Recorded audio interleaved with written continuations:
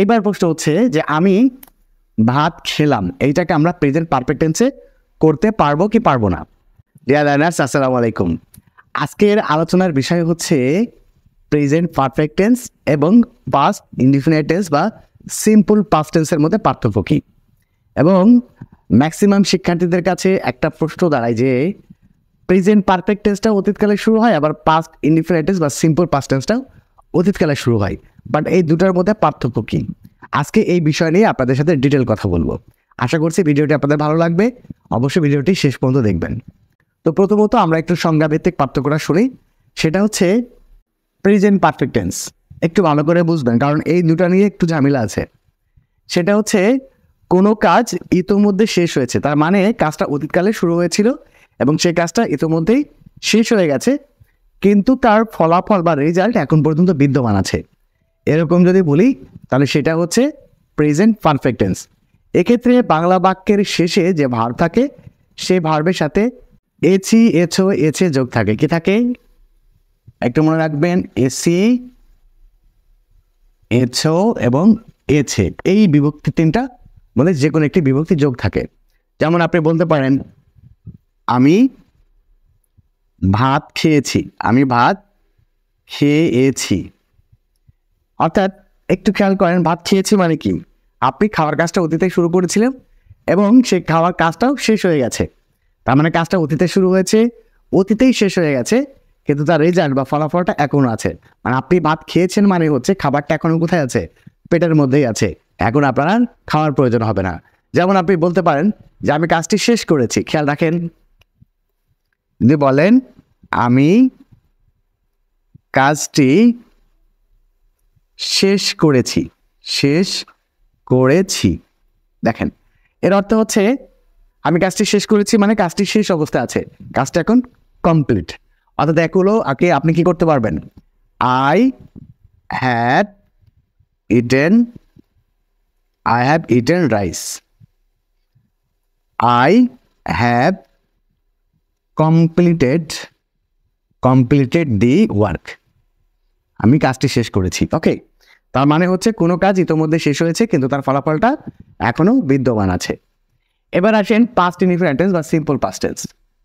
আপনারা জানেন যে অতীতকালে কোনো কাজ হয়তো ঘটেছিল এরকম যদি বোঝাই তাহলে সেগুলো হচ্ছে পাস্ট ইনডিফিনিট টেন্স। খেয়াল করেন এক্ষেত্রে বাংলা বাক্যের শেষে কি থাকে, ত, তে, তাম, ল, লে, লাম, অথবা এছিল, এছিলে, অথবা এছিলাম, এই বিভক্তিগুলো যোগ থাকে। যেমন আপনি এই সেন্টেন্সটাকে বলতে পারেন যে আমি ভাত খেলাম, আমি ভাত খেলাম, আমি ভাত খেলাম বলতে পারেন। আমি কাজটি শেষ করলাম, আমি কাজটি শেষ করলাম, দেখেন।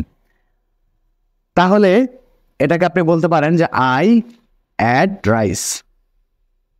আচ্ছা, এটাকে আপনি বলতে পারেন আই কমপ্লিটেড দি ওয়ার্ক।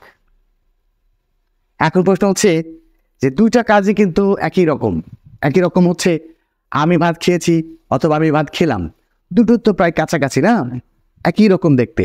তাহলে আমরা কিভাবে কোনটাকে কিভাবে করব, পার্থক্য করব কিভাবে? সোজা হিসাব যদি আপনাদেরকে বলি, সংজ্ঞা আকারে চিন্তা করতে পারবেন।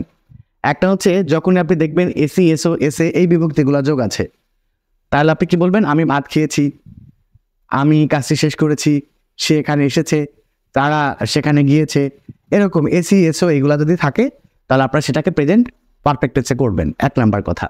আর যদি ললেলাম, ততেতাম, এসিল, এসিলাম এইগুলা যোগ থাকে, তখন আপনারা সেটাকে কি করবেন, পাস্ট ইনডিফিনিট টেন্সে করবেন অথবা সিম্পল পাস্ট টেন্সে করবেন।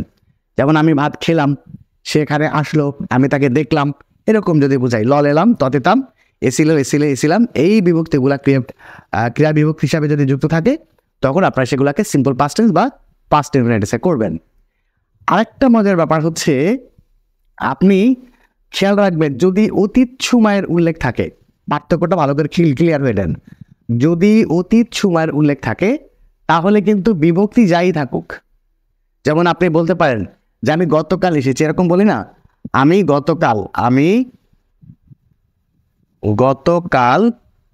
এসেছি।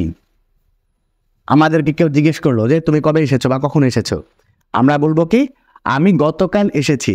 যখন অতীত সময়ের উল্লেখ থাকবে তখন বিভক্তি যাই থাকুক সেটা সিম্পল পাস্ট টেন্সে বা পাস্ট ইনডিফিনিট টেন্সে করতে হবে।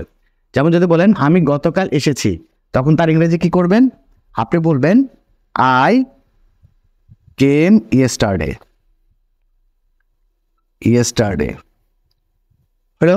তাহলে মনে রাখবেন যে এমনি বিভক্তি আকারে যদি এসি এসো এসে যোগ থাকে তাহলে সেটা প্রেজেন্ট পারফেক্ট টেন্স। আর যদি ললেলাম ততেতাম এসিল এসিলে এসিলাম এইগুলা যুক্ত থাকে তাহলে সেগুলো সিম্পল পাস্ট টেন্স অথবা পাস্ট ইনডিফিনিট টেন্স। আর যদি অতীতকালের উল্লেখ থাকে মানে অতীত সময়ের উল্লেখ থাকে তাহলে সেগুলো এছিল এসিলে মানে এসি এসো এসে অথবা ততেতাম ললেলাম যে বিভক্তি থাকুক সেটাকে সিম্পল পাস্ট টেন্সে করতে হবে। ক্লিয়ার? যেমন আপনি যদি বলেন যে আমি গতকাল আসলাম, আমি কিছুক্ষণ আগে খেলাম, এরকম যদি বলেন কিছুক্ষণ আগে খেলাম, এই যে একটু অতীত সময়ের উল্লেখ করলেন। আপনি যদি বলেন যে আমি কিছুক্ষণ আগে কাজটি শেষ করলাম, সেটাও পাস্ট ইনডিফিনিট টেন্স। আপনি যদি বলেন কিছুক্ষণ আগে আমি কাজটি শেষ করেছি, সেটাও পাস্ট ইনডিফিনিট টেন্স।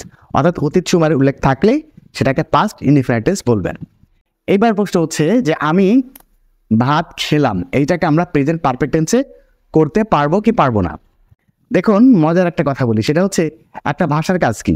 একটা ভাষার কাজ হচ্ছে মনের ভাব প্রকাশ করা, মানে আপনি যেটা বলতে চান মানে সেই মনের ভাবটা প্রকাশ করার কাজই হচ্ছে ভাষার। অর্থাৎ আপনি আপনি আপনি তার বাংলায় বলতেছেন না, বলছেন কি ইংরেজিতে বলবেন। তো সবচেয়ে বড় কথা হচ্ছে প্রশ্ন করা এবং উত্তর দেওয়ার একটা নিয়ম রয়েছে, সেটা হচ্ছে আপনাকে যেই টেন্সে কেউ প্রশ্ন করবে আপনাকে উত্তর কিন্তু ওই টেন্সেই দিতে হবে। তারা মনে রাখবেন যে টেন্সে প্রশ্ন করবে আপনি ওই টেন্সেই অ্যান্সার দিবেন। আরেকটা ব্যাপার হচ্ছে আপনি যখন মনের ভাব প্রকাশ করবেন, যে ব্যাপারটা একটু আগে আপনাদেরকে বলেছিলাম, আপনি যখন মনের ভাব প্রকাশ করবেন তখন আপনার কথাটা এরকম যে আপনি কিছুক্ষণ আগে খেয়েছেন অথবা কিছুক্ষণ আগে খেলেন, ব্যাপারটা একই। আপনি যেটাই বলতে চান আপনি ইংরেজিটা এটাও ব্যবহার করতে পারবেন, এটাও ব্যবহার করতে পারবেন। মানে মূল বিষয়টা হচ্ছে এরকম যে আপনি কিছুক্ষণ আগে কাজটি শেষ করেছেন, অর্থাৎ আপনি মনের ভাব প্রকাশ করার ক্ষেত্রে আপনাকে কেউ প্রশ্ন করেনি, জাস্ট আপনি আপনার মনের ভাব প্রকাশ করছেন, সেইটা হচ্ছে আপনি প্রেজেন্ট পারফেক্ট টেন্সেও বলতে পারবেন আবার পাস্ট ইনডিফিনিট টেন্সেও বলতে পারবেন। আমি ভাত খেলাম এটাকেও আপনি প্রেজেন্ট পারফেক্ট টেন্সেও বলতে পারবেন আবার পাস্ট ইনডিফিনিট টেন্সেও বলতে পারবেন। আপনি বলতে পারবেন যে আই হ্যাভ ইটেন রাইস, মানে আমি ভাত খেয়েছি অথবা ভাত খেলাম। আবার আপনি বলতে পারবেন আই অ্যাট রাইস, আমি ভাত খেয়েছি অথবা আমি ভাত খেলাম। অর্থাৎ আপনি যখন বলবেন তখন আপনার দুইটাকেই মানে দুইটা টেন্সই আপনি ব্যবহার করতে পারবেন। মনে রাখবেন পাস্ট ইনডিফিনিট টেন্স এবং প্রেজেন্ট পারফেক্ট টেন্স এই দুটো টেন্স একদমই কাছাকাছি, শুধুমাত্র যখনই অতীত সময়ের উল্লেখ থাকবে সেই ক্ষেত্রে কেবল আপনাকে পাস্ট ইনডিফিনিট টেন্স বা সিম্পল পাস্ট টেন্সেই করতে হবে। আর যদি অতীত সময়ের উল্লেখ না থাকে সেই ক্ষেত্রে আপনি প্রেজেন্ট পারফেক্ট টেন্সেও করতে পারবেন আবার ফাস্ট ইনডিফিনিট বা সিম্পল পাস্ট টেন্সেও করতে পারবেন। এই টোটাল ব্যাপারটা যদি আপনাদেরকে জাস্ট একটা সেন্টেন্সে বলি তাহলে আপনারা এইভাবে মনে রাখবেন, যখনই অতীত সময়ের উল্লেখ থাকবে সেক্ষেত্রে কোনো কথা নেই, সেটা সিম্পল পাস্ট টেন্স অথবা ফাস্ট ইনডিফিনিট টেন্স ইংরেজি করবেন। আর যদি অতীত সময়ের উল্লেখ না থাকে সেই ক্ষেত্রে আপনি প্রেজেন্ট পারফেক্ট টেন্স অথবা পাস্ট ইনডিফিনিট টেন্স বা সিম্পল পাস্ট টেন্স দুটো টেন্সে করতে পারবেন। অর্থাৎ যেটা একটু আগে বলেছিলাম আমি ভাত খেলাম, আই হ্যাভ ইটেন রাইসও বলতে পারবেন, আই অ্যাট রাইসও বলতে পারবেন। ক্লিয়ার?